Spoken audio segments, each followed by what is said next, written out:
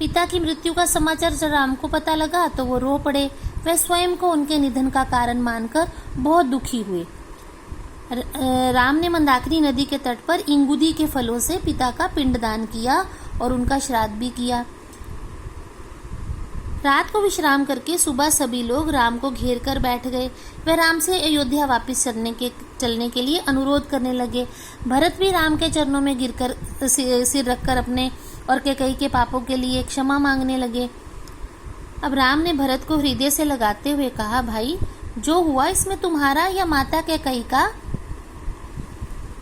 कोई कसूर नहीं है। ये सब तो विधि का विधान है, यानी विधि यानी किस्मत, विधान यानी परमात्मा का बनाया हुआ नियम।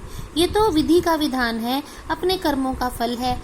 मैं पिता की आज्ञा का पालन कर 14 वर्ष वन में काट कर ही अयोध्या वापस आऊंगा।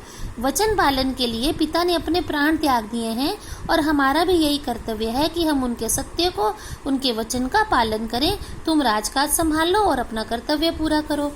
माताओं, गुरुओं और अयोध्या वासियों ने भी राम को चलने के लिए बहुत समझाया, पर राम नहीं माने। भरत भी अपने हट पर अड़े रहे। तब राम ने पुनः समझाया, हे भाई, अयोध्या के राज्य पर तो तुम्हारा ही अधिकार है। संभवतः होता है शायद।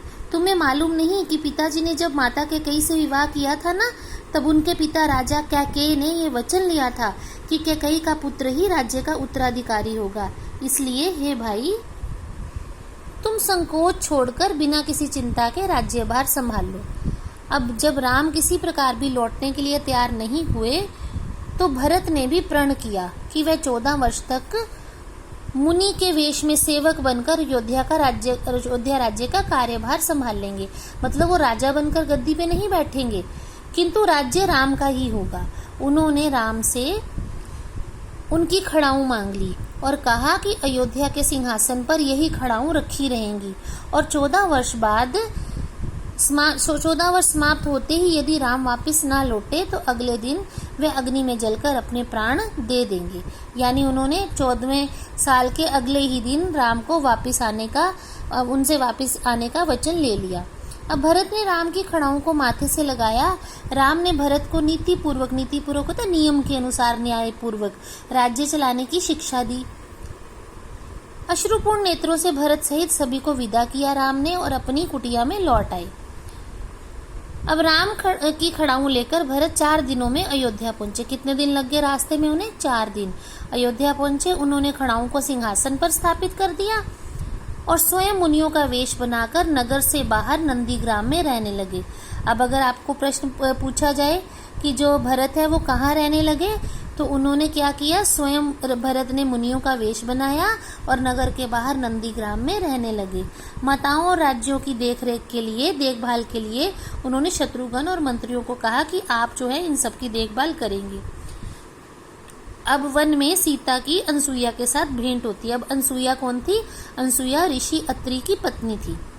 राम को अब चित्रकूट में रहना उचित ना लगा, क्योंकि राम ने सोचा कि चित्रकूट अयोध्या से ज्यादा दूर नहीं है और भविष्य में वहां बार बार अयोध्या से कोई ना कोई आता जाता रहेगा, किसी न किसी के आने की संभावना हो सकती थी।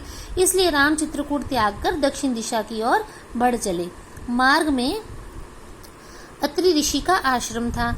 अत्रि ऋषि की पत्नी अनसुईया अपने तप और पतिव्रत धर्म से जानी जाती थी।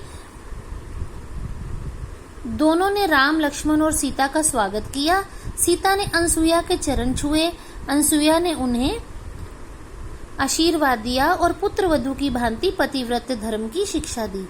सीता के स्वभाव और व्यवहार से प्रसन्न हो गई अनसुईया और उन्होंने उन्हें दिव्य माला, किसको? सीता को उन्होंने एक दिव्य माला दी, वस्त्र दिए और आभूषण दिए।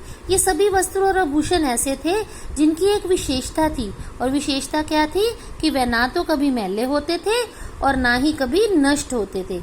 सीता ने आदर पूर्वक उन्हें स्वीकार किया। अब उस घटना के लिए ये दोहा लिखा गया है, ऋषि पत्नी सुख अधिकाई, यानी ऋषि पत्नी को बहुत सुख प्राप्त हुआ। अधिकाई मतलब बहुत अधिक सुख प्राप्त हुआ। आशीष दीन निकट बैठाई, उन्होंने सीता को आशीर्वाद दिया और अपने निकट बैठा लिया।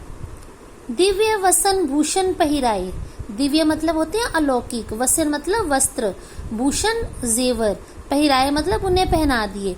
उन्हें दिव्य वस्त्र और आभूषण पहना दिए। जो नित नूतन अमन सुहाए। नित नूतन, नित मतलब रोज, नूतन मतलब नहीं, नए ही रहते थे, यानी वो कभी पुराने या नहीं होते थे, मैले नहीं होते थे, नष्ट नहीं होते थे, वो हर दिन नए रहते थे।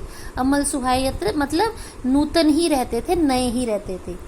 तो उसके बाद तीनों ने वहीं विश्राम किया। अब हमारा अध्याय यहीं समाप्त होता है।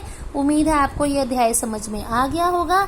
इससे संबंधित प्रश्न उत्तर हम सभी प्रश्न नहीं करेंगे अभ्यास के। देखिए यहाँ बहुत सारे प्रश्न हैं, हमने सभी नहीं करने हैं। 2 प्रश्न ये और 1 प्रश्न मैंने और लिखकर आपको भेजा है। और उसके बाद ये वाला जो कार्य है आप अपनी पुस्तक में सही गलत वाला कर लेंगे, रिक्त स्थान भर लेंगे और ये टिक मार्क वाले सही टिक लगाने वाला कार्य कर लेंगे और प्रश्न उत्तर शब्दार्थ अपनी उत्तर पुस्तिका में लिख लेंगे। धन्यवाद।